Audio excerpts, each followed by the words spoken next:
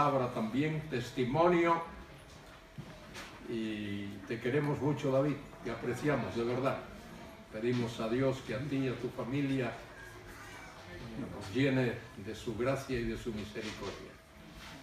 Y que el pueblo de Dios aquí sea edificado y que haya muchas personas que vengan al conocimiento de Cristo como Salvador. Os invito a abrir vuestras Biblias en el capítulo 24 del Evangelio según San Mateo. Mateo fue un publicano. Si alguien no entiende la palabra publicano, les voy a dar dos posibilidades, dos sinónimos que seguramente lo podéis identificar. Mateo era un aduanero, ¿entendéis la palabra aduanero? O un banquero, ¿entendéis la palabra banquero? Pues eso era Mateo. Mateo era un banquero y era un aduanero. Cobraba los impuestos allí en la región del Mar de Galilea, por allí por Capernaum. Él tenía su banco. Y estando en esa labor de aduanero o de banquero, un día Jesús lo llamó. Soberanamente lo llamó. Una de las cosas interesantes en la Biblia, uno aprende desde el principio, es que Dios nunca ha llamado a un ocioso, a alguien que esté con los brazos cruzados o sentado sobre sus manos. Dios siempre ha llamado a personas ocupadas. Mateo era un aduanero, Pedro y su hermano Andrés eran pescadores, Juan y Jacobo eran pescadores, Pablo tenía otra más un poquito más negativa ocupación. Pablo era perseguidor de la iglesia. Algo estaba haciendo, estaba persiguiendo a la iglesia cuando Dios lo llamó. Y Mateo era, como he dicho, este tipo de persona. También se le conoce con el nombre de Leví. Él era un judío, lo odiaban muchísimo porque había vendido sus servicios al Imperio Romano para poder ser aduanero y cobrador de impuestos.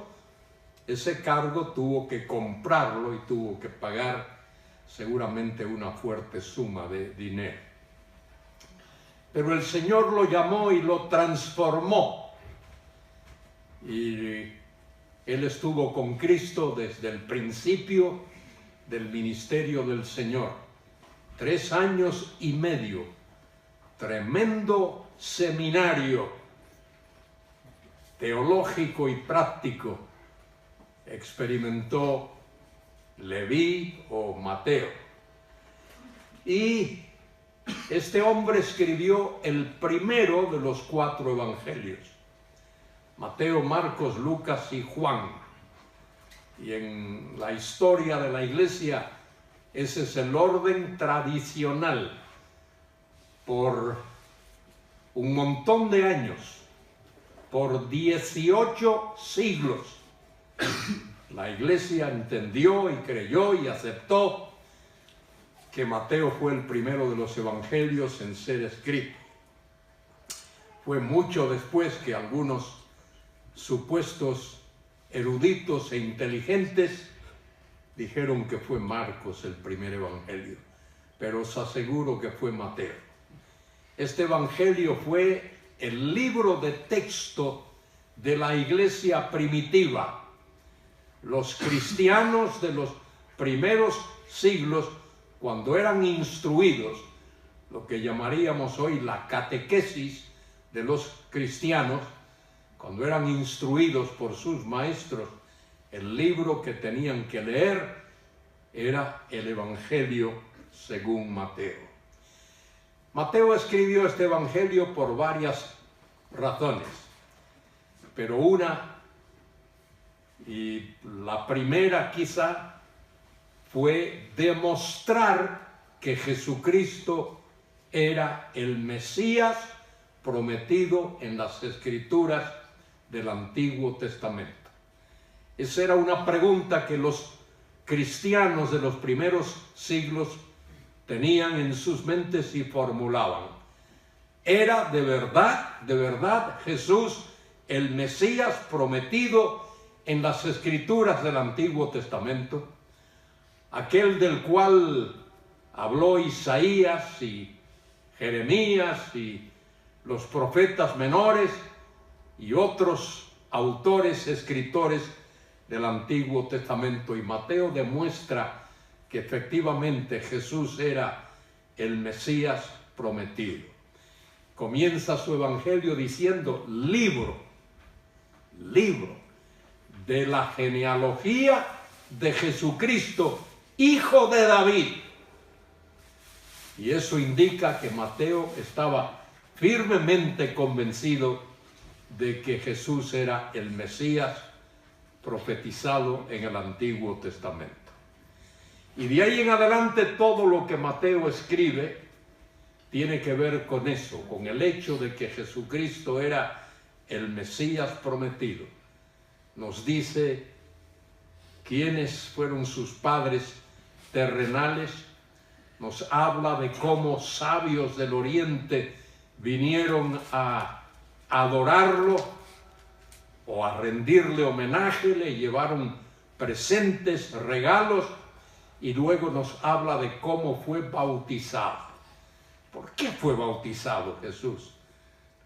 Todos los que iban a Juan para ser bautizados iban porque reconocían que eran pecadores, confesaban sus pecados y entonces Juan los bautizaba. Pero Cristo no tenía pecados que confesar. Él es el Inmaculado, Hijo de Dios, la segunda persona de la Trinidad. Él no tenía pecado. ¿Por qué fue bautizado Jesús? Pues hay razones. En primer lugar, el Señor quería identificarse con la raza humana a la que había venido a salvar. Quería identificarse con la nación a la cual Él había venido también a salvar. Y también con su bautismo comienza su ministerio profético.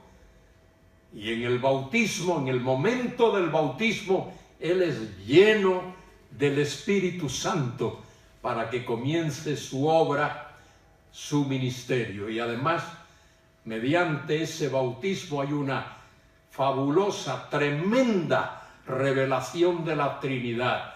En el momento de su bautismo, dice la Escritura que se escucha la voz del cielo. Por lo menos Juan el Bautizador la oyó, el Padre Celestial hablando y diciendo: este es mi Hijo amado, en el cual tengo complacencia. Y se ve, Juan vio al Espíritu Santo descender en forma de paloma. ¿Por qué el Espíritu desciende en forma de paloma? Pues el Espíritu es invisible. Tenía que descender en algún tipo de forma visible para que Juan pudiese verlo. Y Juan lo vio. Y también ahí está el Señor Jesús, el Mesías. De manera que el Padre habla desde el cielo, el Espíritu Santo desciende y ahí está el Señor Jesucristo, la Trinidad. E inmediatamente después de su bautismo es llevado por el Espíritu al desierto para ser tentado por Satanás. ¿Por qué fue tentado Jesús? Esa es otra gran pregunta. Si importante es la pregunta de por qué fue bautizado, también muy importante es la pregunta por qué fue tentado Jesús. Bueno, la Biblia dice que Dios no puede ser tentado, pero Jesús fue tentado en la esfera de su humanidad. Y Él fue tentado no para ver si podía pecar, sino para demostrarse que no podía pecar. Él fue tentado en la semejanza de cómo fue tentado el hombre en el huerto del Edén. El hombre en el huerto del Edén fue tentado y fracasó. Cristo no fracasó. Él vino a hacer la voluntad de Dios y venció por el poder de Dios, por el poder de la palabra y por el poder del Espíritu Santo a las 3 tentaciones a las que fue sometido, y salió victorioso. Fue tentado en la esfera de su humanidad, pero salió victorioso para demostrar que Él era y es el Rey Mesías prometido en las Escrituras del Antiguo Testamento. Y cada uno de nosotros aquí que conoce a Cristo como Salvador debe estar agradecido a Dios de que nuestro Señor Jesucristo, a pesar de haber sido tentado en toda la intensidad de la tentación, Él venció. Y es por eso que Él es compasivo con nosotros cuando somos tentados. El resto del Evangelio de Mateo tiene la finalidad de demostrar eso, que Él es el Rey Mesías prometido. Tanto el Sermón del Monte, que aparece en los capítulos 5, 6 y 7 de Mateo, como los milagros que Él hace en los capítulos siguientes, capítulos 8, 9 y 10 del Evangelio, demuestran que Él es esa persona divina prometida y ese Rey Mesías prometido.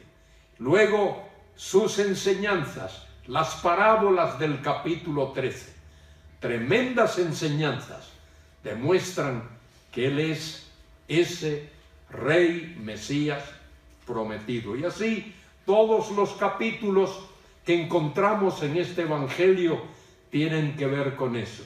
Y cuando llegamos al capítulo 24, este es un capítulo cumbre, por así decir, en este precioso libro del Nuevo Testamento. El Señor Jesucristo había estado con los discípulos en la ciudad de Jerusalén.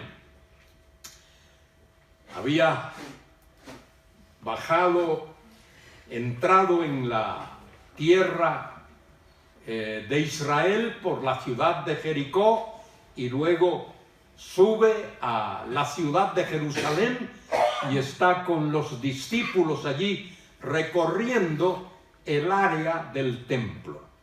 El templo que Jesús vio con sus discípulos había sido remodelado por el rey Herodes, quien quería congraciarse con los judíos.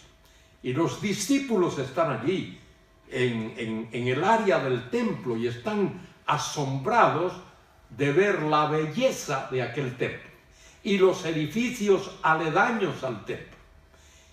Y le muestran al Señor, como preguntándole: Señor, ¿te das cuenta de lo que tenemos aquí, este templo? Porque el templo es el centro, era el centro de la vida de Israel. Israel no puede adorar a Dios en la plenitud de lo que la palabra adoración significa si no tienen un templo. Hoy día, hoy mismo, la nación de Israel no puede adorar a Dios en la plenitud del significado de la palabra adorar, porque no tienen templo, no tienen sacerdotes. Y los discípulos esperan que el Señor Jesucristo se asombre también al contemplar aquel bello edificio que había estado 47 años para ser remodelado. Y resulta que reciben del Señor una respuesta totalmente contraria a la que ellos esperaban.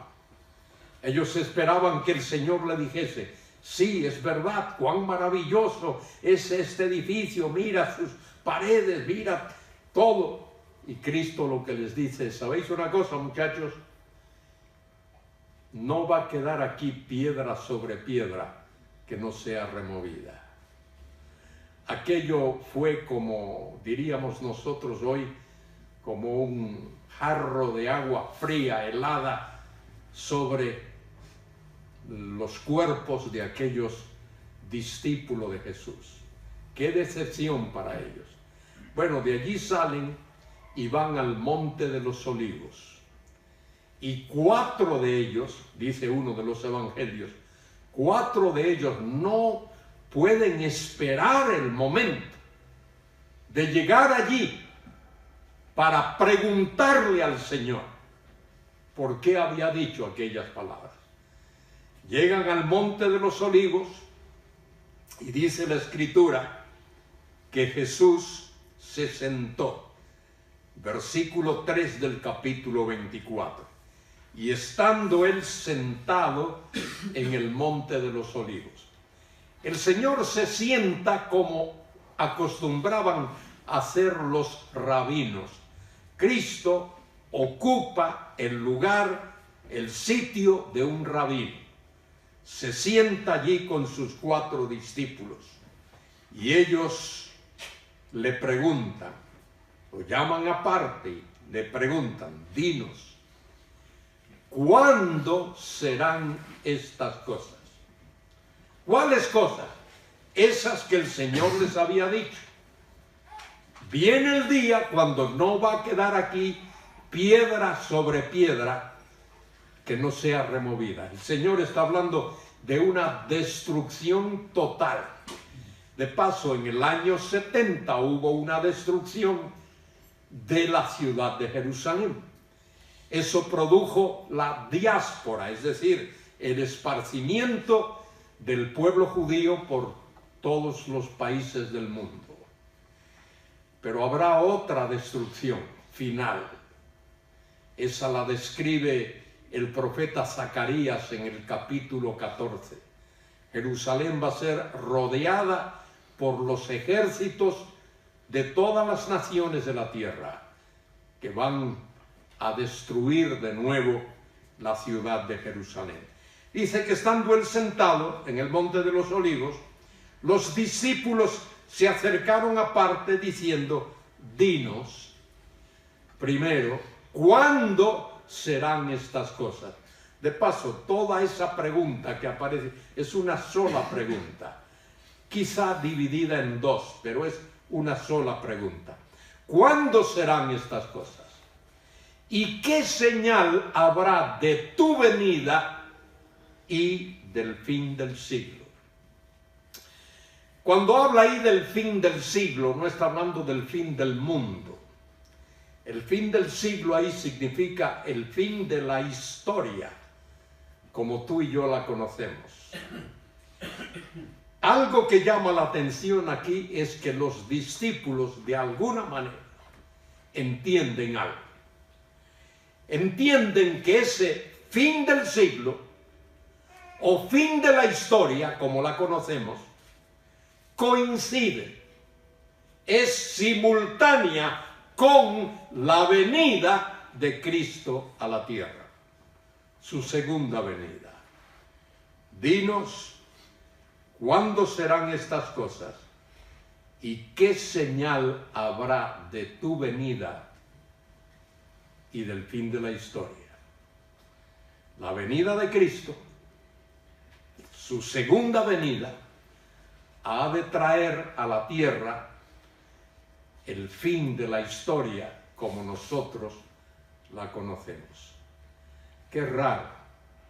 Los líderes del mundo, los dirigentes del mundo, los dirigentes políticos, los dirigentes sociales, los dirigentes económicos, los dirigentes militares, los científicos, están preparándose como si este mundo fuese a durar cientos y cientos de años. Al parecer no le queda mucho a este mundo. A la historia como la conocemos no le queda mucho tiempo.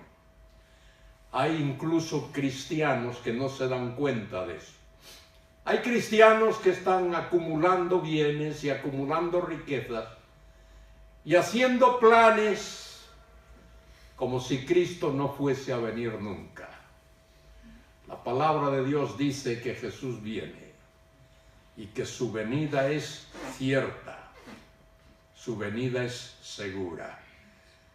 Y el Señor Jesucristo, a partir del versículo 4, hasta el final de este capítulo 24, contesta la pregunta de los discípulos. El Señor odia la primera parte de la pregunta. Odia el cuándo. No les dice el cuándo. No les dice el cuándo porque el cuándo está reservado exclusivamente a la voluntad del Padre. El único que sabe el cuándo es el Padre. Pero el Señor les habla de las otras dos partes de la pregunta.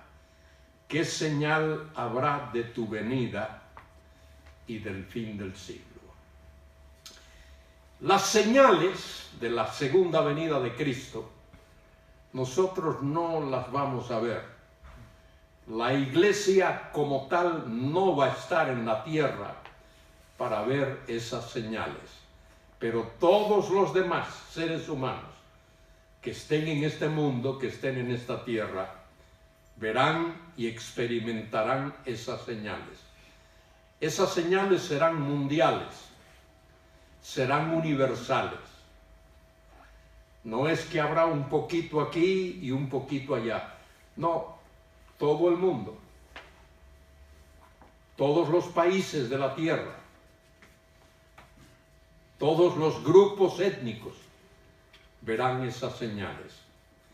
Esas señales son descritas en la Biblia, en el libro del Apocalipsis. El libro del Apocalipsis nos habla de 3 series de juicios. Habla de los juicios de los sellos, habla de los juicios de las trompetas y habla de los juicios de las copas. Y serán juicios tremendos. Cristo los va a describir aquí y los vamos a ver en un momento. Pero fíjense en esto.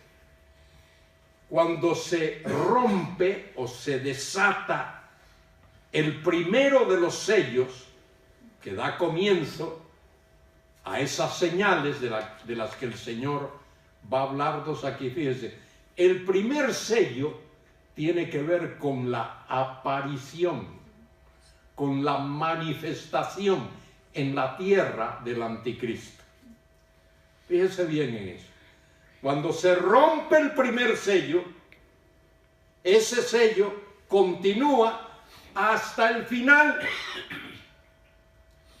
Cuando se rompe el segundo y el tercero y el cuarto sello, es hasta el final. Y lo mismo ocurre cuando comienzan a sonar las trompetas. Los efectos de la primera trompeta van hasta el final, y de la segunda, y de la tercera, y de la cuarta, y de la quinta, y de la sexta, hasta el final. Y cuando suena la séptima trompeta, esa séptima trompeta anuncia la venida de Cristo, su venida literal, visible, gloriosa, magnífica, estupenda, incomparable. Dice la Escritura que cuando suena esa séptima trompeta se escuchan grandes voces que dicen literalmente, según el texto griego, el reino del mundo ha venido a ser de nuestro Señor y de su Cristo. Y el Señor dice el reino, no dice los reinos, porque el Señor ve todos los gobiernos de la tierra, todos los reinos de la tierra, como si fuese un solo reino. Así como Nabucodonosor vio una estatua y la vio de cabeza a pies, su cabeza de oro y sus pies hierro y barro, una sola estatua. Así Dios ve el reino del mundo. Y esas son las cosas que están por ocurrir. Cristo comienza hablando de esa primera parte, de esa primera mitad, de ese periodo que está por venir y que la humanidad ha de experimentar. aparte de, con la excepción de la iglesia. Versículo 4, respondiendo Jesús les dijo, mirad que nadie os engañe, porque vendrán muchos en mi nombre diciendo. ¿Qué dirán? Miren lo que dirán. Yo soy el Cristo. Eso es lo que el texto dice. Eso es lo que van a anunciar. Yo soy el Mesías. De manera que la gente está esperando a alguien. Mire, una de las cosas importantes según la Escritura es que en los días próximos a la segunda venida de Cristo ha de haber tanto desorden en el mundo, ha de haber tantos problemas en el mundo, habrá tantas dificultades, tanta anarquía, sería la palabra más cercana a la realidad. Habrá tanta anarquía en el mundo que la humanidad misma va a pedir. Queremos un gran líder,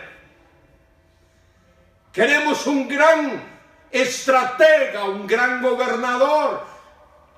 Algo así como decir, queremos a un brujo.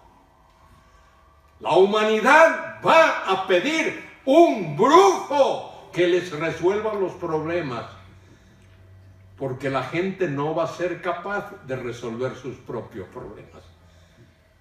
Y Cristo dice aquí, vendrán muchos en mi nombre y dirán, yo soy el Cristo, y a muchos engañarán. La gente va a estar harta, hastiada, llena de ser incapaz de resolver sus propias dificultades, que va a pedir, el mundo va a pedir que surja, y va a surgir. Ese personaje que va a surgir es el que Juan llama, primera de Juan 2:18, el anticristo. Pablo lo llama el hijo de perdición, el hombre de pecado, lo llama el inicuo. Y dice el texto, versículo 6, y oréis de guerras y de rumores de guerra. Mirad que no os turbéis, porque es necesario que todo esto acontezca, pero aún no es el fin. Aún no es el fin. Vendrán cosas peores aún. Aún no es el fin. Y dice el Señor está hablando a judíos, no está hablando a la iglesia, está hablando a judíos, aquellos discípulos que están allí, están escuchando al Señor como judíos que eran. Porque se levantará nación contra nación, reino contra reino, y habrá pestes, y hambres, y terremotos en diferentes lugares. Y añade el versículo 8, mire lo que dice, y todo esto será principio de dolores. Lástima que la Reina Valera deja fuera una palabrita ahí, que va con la palabra dolores. Literalmente lo que el texto dice es, y todo esto será principio de dolores de parto. Esto solo las mujeres lo entienden. Dolores de parto. Dios en su infinita misericordia nos ha librado a los hombres de entender eso. Pero las mujeres que están aquí saben cómo es. ¿Cómo es esto? Mire, algo así. Comienza un dolorcito pequeño. Y después de un rato largo, otro dolorcito, pero un poquito más intenso que el primero. Y pasa otro rato y viene otro dolorcito un poquito más. Y así va, de dolor en dolor. El tiempo se va acortando y la intensidad del dolor va en aumento. hasta que llega el desenlace. Así será. Y fíjese qué linda ilustración es esta. Porque así como la mujer sufre los dolores de parto, el periodo de tiempo histórico que ha de preceder la venida de Cristo será de dolores de parto. Dolores de parto intensos, porque será la época, los años que serán 7 años de la gran tribulación. Esos años de la gran tribulación serán dolores de parto. Y luego cuando el bebé nace, el bebé que nace, ese bebé que nace es equivalente al milenio, al reino del Señor, que traerá el gozo y la alegría después de los años de dolores de parto. Todo esto será principio de dolores. Y ahora el Señor va a describir, fíjese lo que dice el Señor aquí. Entonces os entregarán a tribulación. Y dice más, y os matarán, y seréis aborrecidos de todas las gentes. La palabra gentes ahí es los goyim, los gentiles. Por todos los gentiles, por causa de mi nombre. En el mundo, en la historia de la humanidad, ha habido tremendos periodos de antisemitismo. Antisemitismo es persecución de los judíos. Estaba leyendo un pasaje que está ahí en la Biblia, que está abierta ahí. Habla de el libro de Ruth. Es Ruth, ¿verdad? Libro de Ruth. Creo que es. Esther, libro de Esther, donde habla de Mardoqueo. Libro de Mardoqueo. Cuando los judíos fueron perseguidos y amenazados de exterminio. En épocas más recientes, en tiempos de Adolfo Hitler, el alemán, exterminar a todos los judíos. Bueno, en los tiempos, los días finales, el anticristo va a dar una orden para exterminar a todos los judíos que vivan en la tierra. Y uno dirá, ¡qué crueldad! Y tiene razón. ¿Por qué exterminar una raza, un pueblo, una nación, una cultura? Pero mire, eso tiene una razón teológica muy importante. El anticristo va a querer eliminar a todos los judíos.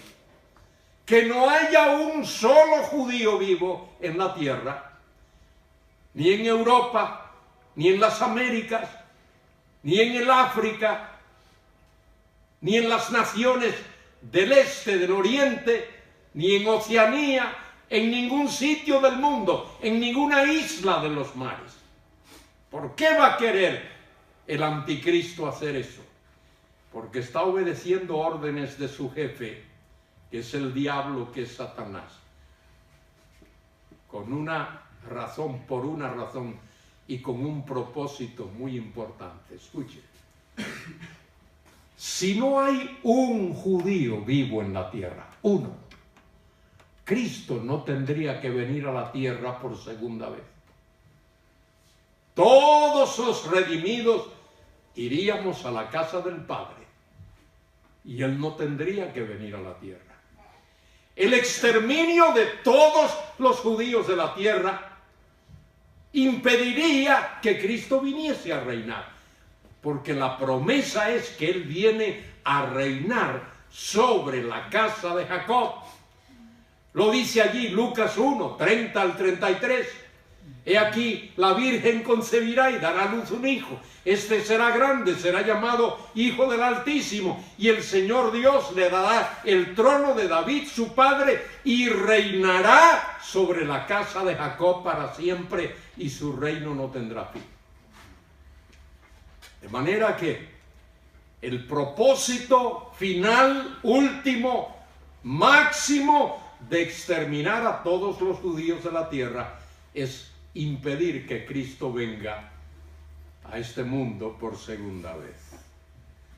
Y dice el texto ahí, que serán perseguidos, serán aborrecidos de todas las gentes por causa de mi nombre. Muchos tropezarán entonces y se entregarán unos a otros y unos a otros se aborrecerán.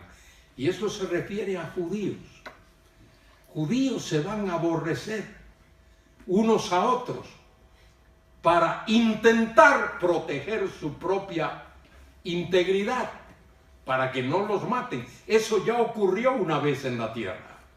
Eso ocurrió por el año 164 al 168 antes de Cristo, en los tiempos de Antíoco Epífanes el cuarto, aquel precursor, prototipo del anticristo, que entró en la ciudad de Jerusalén, entró en el templo, en el lugar santísimo, y sobre el altar ofreció una cerda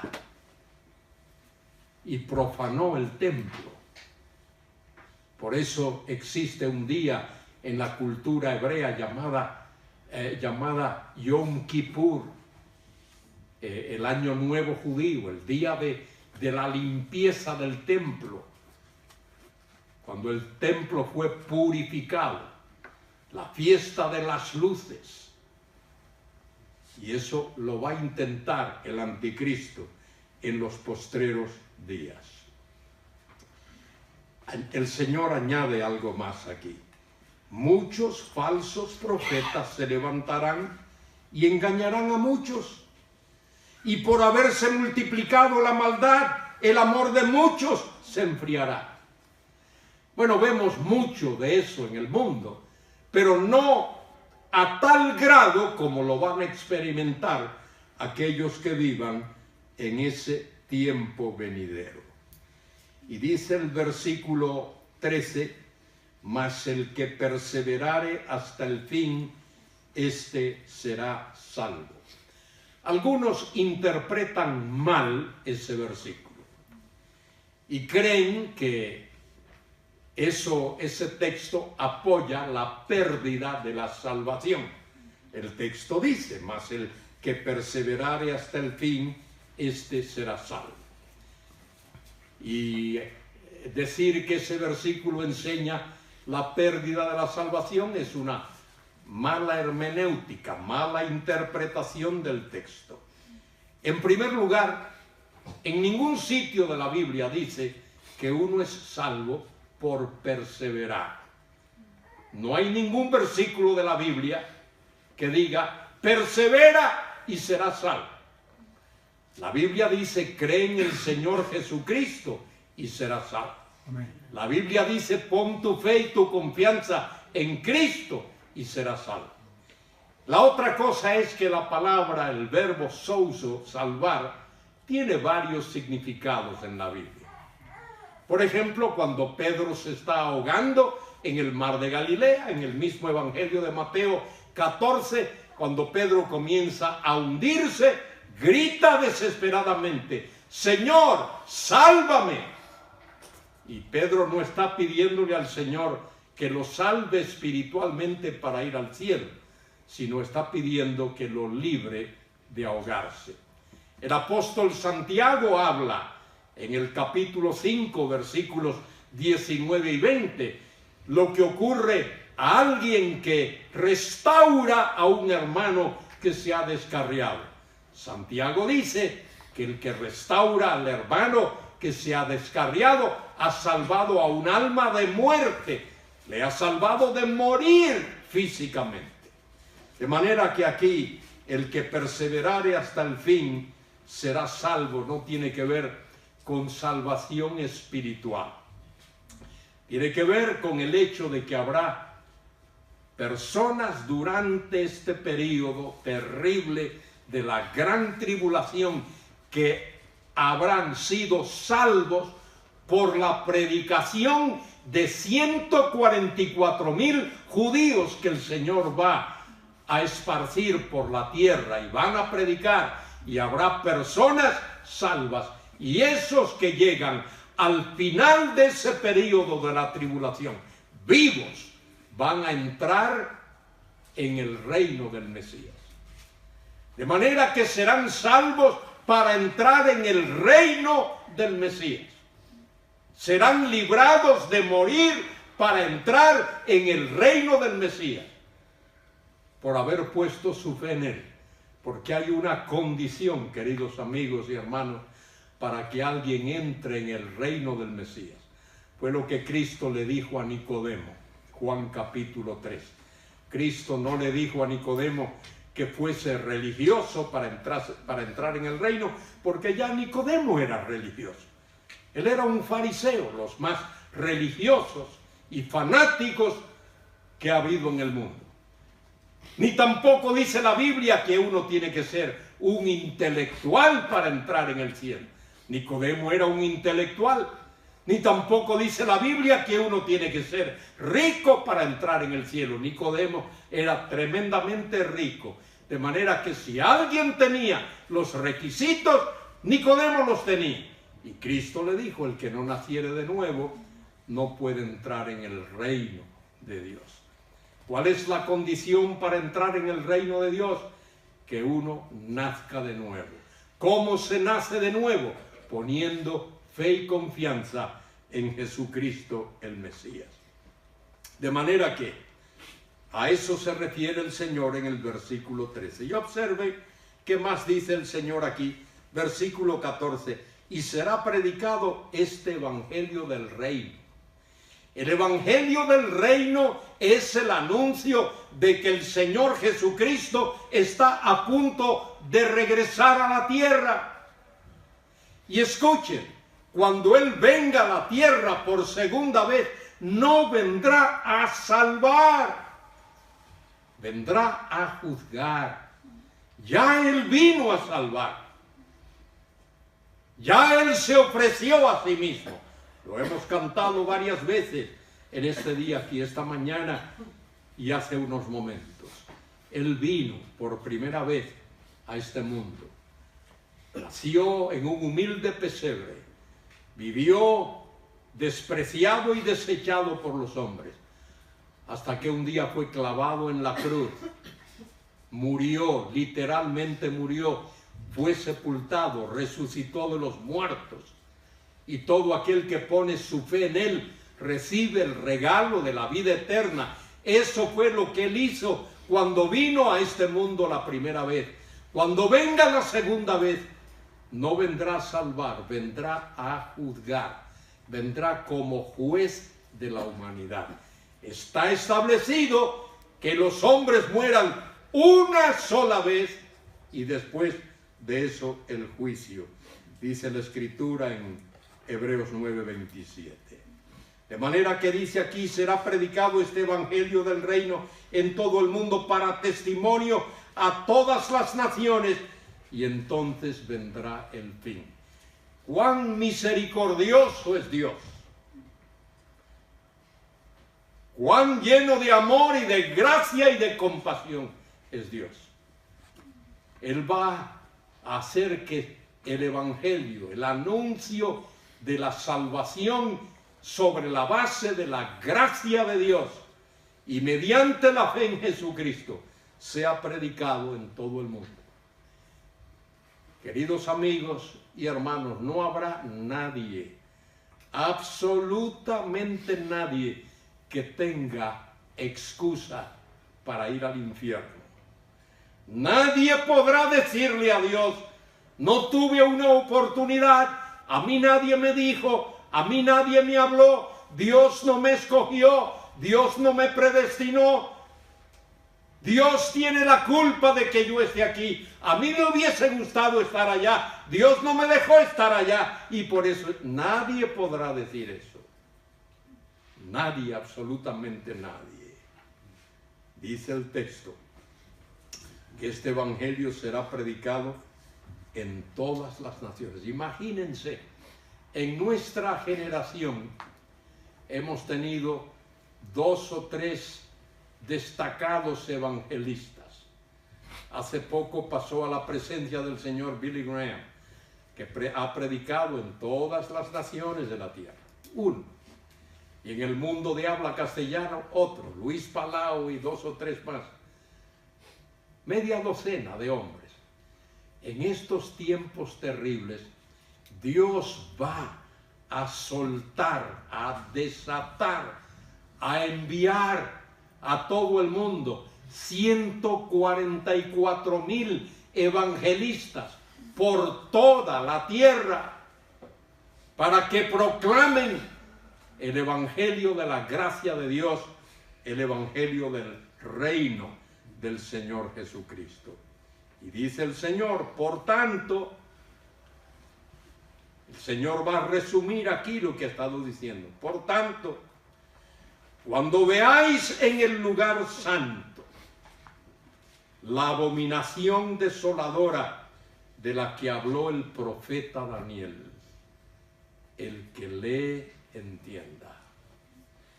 ¿Quién es la abominación desoladora? El anticristo. El anticristo va a comenzar, así va a comenzar ese periodo de la gran tribulación. El anticristo comienza obligando a Israel a firmar un pacto en el cual él le promete a la nación que la va a proteger, que la va a librar de sus enemigos. Lo dice allí en el capítulo 9 de Daniel, versículo 26, dice: y el pueblo de un príncipe que ha de venir destruirá la ciudad y el santuario, y vendrá con inundación, y por otra semana, dice el versículo 27, confirmará el pacto con muchos. La palabra que ahí se traduce confirmará realmente significa obligará, forzará, es decir, impondrá. El anticristo va a imponer su ley y va a obligar a Israel a firmar un pacto. E Israel, cansada de guerras, y el pueblo judío, cansado de guerra, va a ceder y va a firmar ese pacto. Será un pacto que en papel dirá 7 años. Te voy a proteger por 7 años. Pero pasados los primeros 3 años y medio, el mismo anticristo, el que promete a Israel protegerla y cuidarla y librarla de sus enemigos, él mismo invade la tierra, invade la ciudad de Jerusalén, entra en la ciudad, entra en el templo y él se erige en el Dios que debe ser adorado. Él dice: yo soy Dios, adórenme. Aquí estoy, tengo todos los poderes, toda la autoridad. Y eso lo profetiza Daniel, capítulo 9, versículos del 24 al 27. Por tanto, cuando veáis en el lugar santo la abominación desoladora de la que habló el profeta Daniel, el que le entienda. Ese es exactamente en medio de esos 7 años. Mire lo que va a ocurrir. Dice el Señor: entonces los que estén en Judea huyan a los montes, el que esté en la azotea no descienda para tomar algo de casa, el que esté en el campo no se vuelva atrás para tomar su capa, mas hay de las que estén encinta y de las que críen en aquellos días. Orad pues que vuestra huida no sea ni en invierno ni en día de reposo. Serán días difíciles para viajar, porque habrá entonces gran tribulación. Mire, Cristo lo profetizó. Mírenlo, ahí está. Porque habrá entonces gran tribulación. Y fíjese la magnitud de esa gran tribulación. dice el Señor, gran tribulación, cual no la ha habido desde el principio del mundo hasta ahora, ni la habrá. Será una tribulación sin precedentes. Y si aquellos días no fuesen acortados, nadie sería salvo. Mas por causa de los escogidos, aquellos días serán acortados. Dios tiene sus escogidos en todo tiempo. Entonces, si algunos dijeren, mirad, aquí está el Cristo, mirad, allí está, no lo creáis. ¿Por qué? Porque la venida de Cristo ahí no va a ser secreta. La venida de Cristo va a ser universalmente visible. Lo dice en el capítulo 1 del Apocalipsis, versículo 7. He aquí que Él viene con las nubes y todo ojo le verá, y los que le traspasaron. Entonces, si algunos dijeren, mirad, aquí está el Cristo, mirad, allí está, no lo creáis, porque se levantarán falsos cristos y falsos profetas, y harán grandes señales y prodigios, de tal manera que engañarán, si fuere posible, aún a los escogidos. Ya os lo he dicho. Así que, si os dijeren, mirad, está en el desierto, no salgáis, o mirad, está en los aposentos, no lo creáis, porque como el relámpago que sale del oriente y se muestra hasta el occidente, así será también la venida del Hijo del Hombre. Será un acontecimiento universal y será un acontecimiento visible. Eso no ha ocurrido nunca, pero va a ocurrir, Y dice el Señor, porque como el relámpago que sale del oriente y se muestra hasta el occidente, así también será la venida del Hijo del Hombre. Porque donde quiera que estuviera el cuerpo muerto, allí se juntarán las águilas, como cuando vemos aves de rapiña en el campo, sabemos que hay un animal muerto por allí, y lo que el Señor está diciendo es que en ese periodo habrá señales. Versículo 29, e inmediatamente después de la tribulación de aquellos días. Observe, inmediatamente después de la tribulación de aquellos días, el sol se oscurecerá, la luna no dará su resplandor, las estrellas caerán del cielo, y las potencias de los cielos serán conmovidas. Entonces aparecerá la señal del Hijo del Hombre en el cielo. La señal del Hijo del Hombre es el mismo Hijo del Hombre que viene, el Señor Jesucristo. Y entonces lamentarán todas las tribus de la tierra y verán al Hijo del Hombre viniendo sobre las nubes del cielo con poder y gran gloria. Se lamentan no de sorpresa porque Él viene, se lamentan porque no quieren que Él venga. El mundo no quiere que Cristo venga a la tierra. Los líderes políticos no quieren que Cristo venga a la tierra. Los líderes sociales no quieren. Los líderes económicos no quieren que Cristo venga a esta tierra. ¿Por qué? Porque cuando Cristo venga a la tierra, mire, se les acabó lo que han estado haciendo. Ya no van a poder oprimir más. Ya no van a poder robar más. Ya no van a poder delinquir más, porque Cristo viene a reinar. Amén. Y viene a reinar con poder, con gloria y con majestad. Amén. Y de su boca sale la espada de dos filos, que es la palabra de Dios. Y Él vendrá como Rey de Reyes y vendrá como Señor de Señores. Amén. Aparecerá esa señal de que Él viene. Y dice el texto ahí, y verán al Hijo del Hombre viniendo sobre las nubes del cielo con poder y gran gloria. Qué contraste cuando Él vino la primera vez. Nadie se enteró. Aquellos sabios fueron a Jerusalén, van al palacio de Herodes y preguntan, ¿dónde está el rey de los judíos que ha nacido? ¿Qué? ¿De qué estáis hablando? Sí, el rey de los judíos. Nadie sabía nada. Y Herodes llama a los escribas, y los escribas leen Miqueas 5:2. Y tú, Belén Éfrata, de la tierra de Judá, no eres la más insignificante entre las aldeas de Israel, porque de ti saldrá aquel que apacentará a mi pueblo.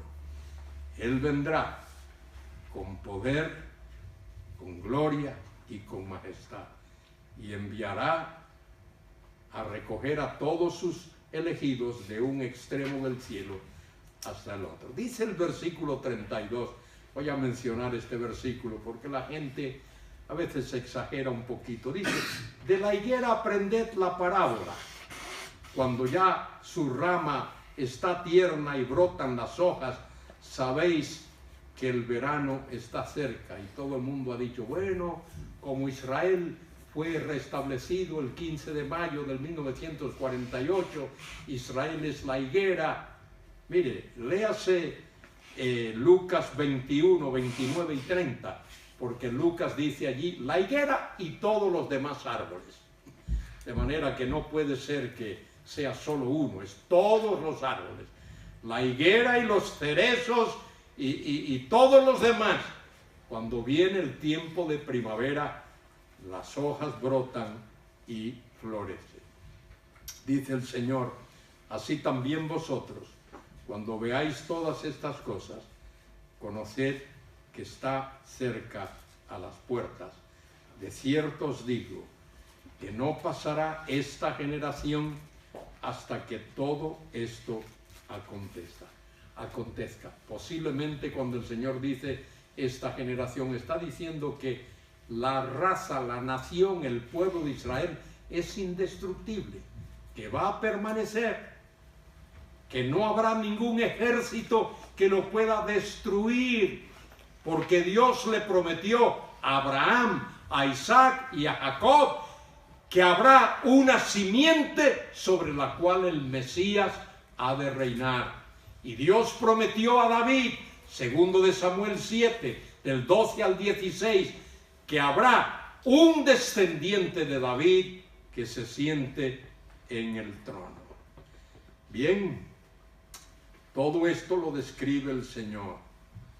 Y el Señor claramente hace saber lo que ha de acontecer en este mundo, justo antes de que Él venga. Y hay dos ilustraciones que Cristo usa. Una está aquí en este capítulo 24 de Mateo y la otra aparece en el capítulo 17 de Lucas. En el capítulo 24 de Mateo, versículo 35, dice allí el Señor, el cielo y la tierra pasarán, pero mis palabras no pasarán. Pero el día y la hora nadie lo sabe, ni aun los ángeles del cielo o de los cielos, sino solo el Padre. Mas como en los días de Noé, así será la venida del Hijo del Hombre. Porque como en los días antes del diluvio estaban comiendo y bebiendo, casándose y dándose en casamiento, hasta el día en que Noé entró en el arca.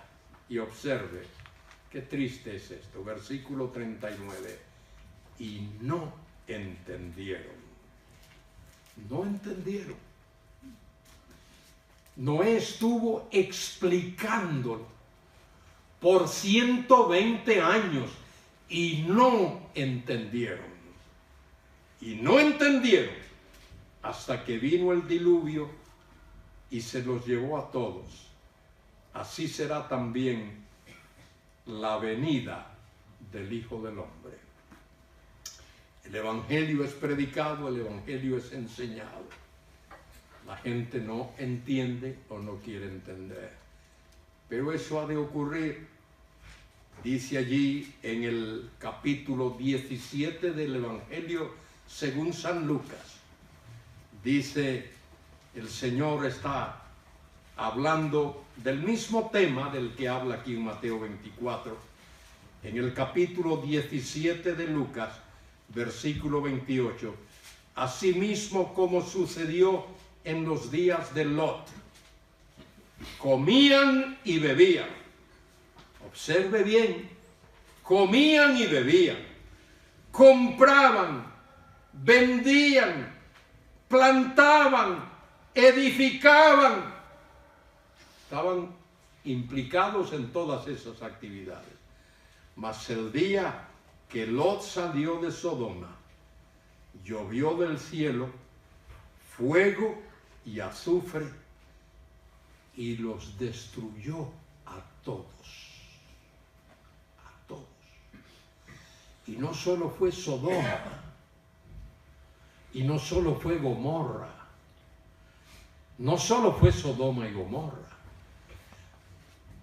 Hubo 2 ciudades más en la misma zona, Adma y Zeboim. 4 ciudades que Dios destruyó totalmente.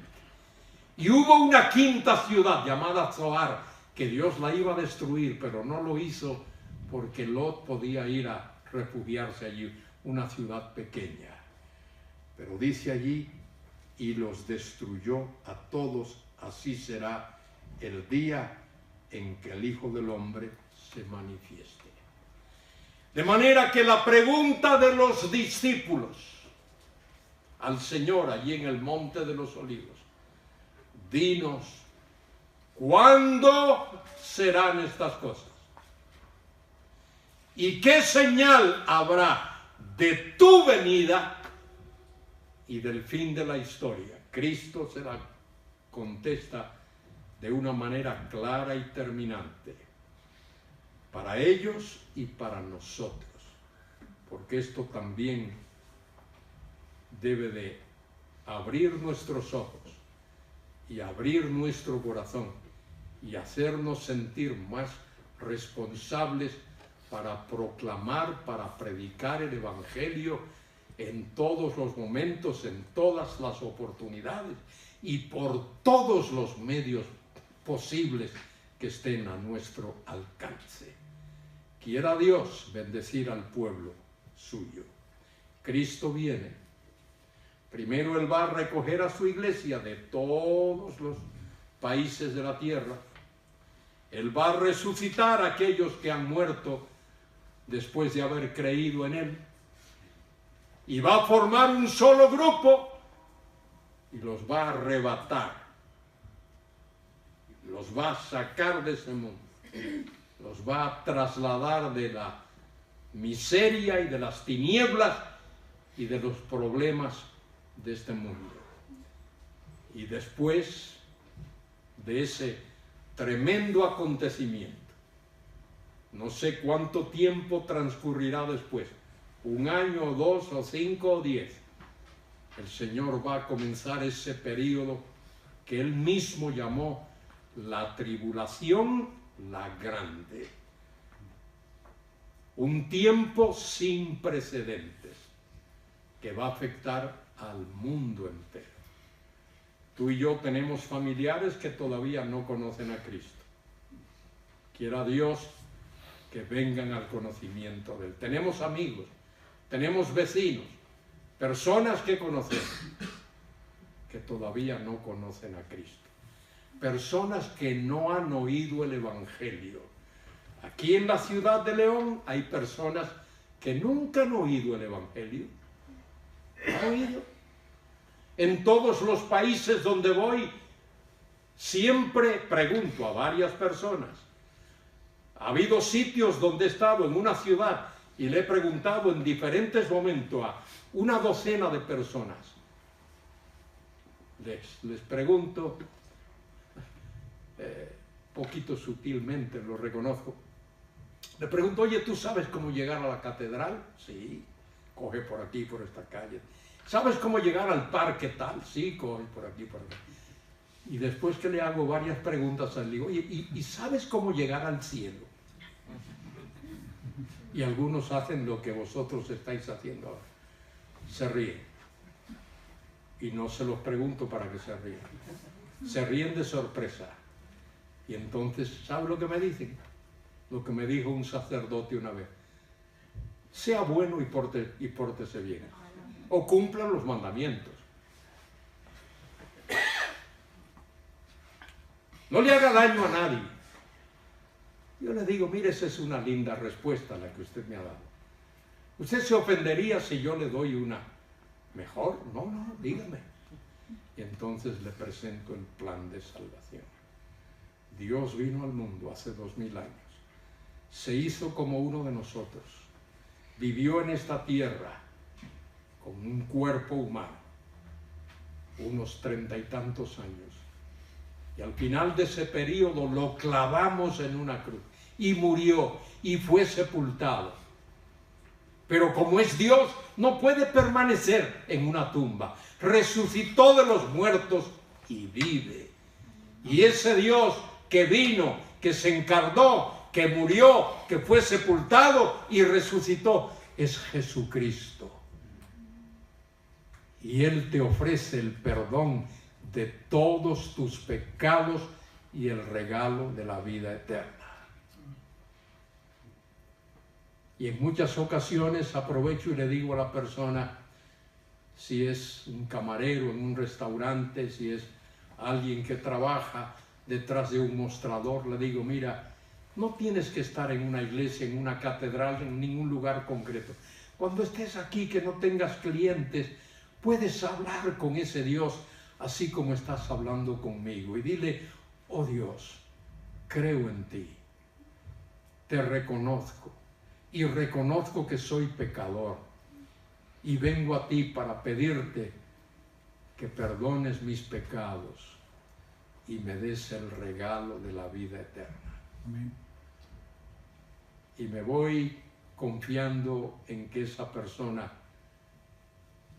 va a dar ese paso. Pero por lo menos me preocupa que ha oído, quizá por primera vez. Y nosotros que vivimos en una gran civilización, no nos damos cuenta de que en medio de nuestra civilización, de nuestros países tan avanzados, haya tantos paganos. Hay más paganos en París y en Londres, y en Nueva York y en Moscú, que en muchos lugares selváticos del mundo. Porque hay muchas selvas donde muchos indígenas han conocido a Cristo como Salvador.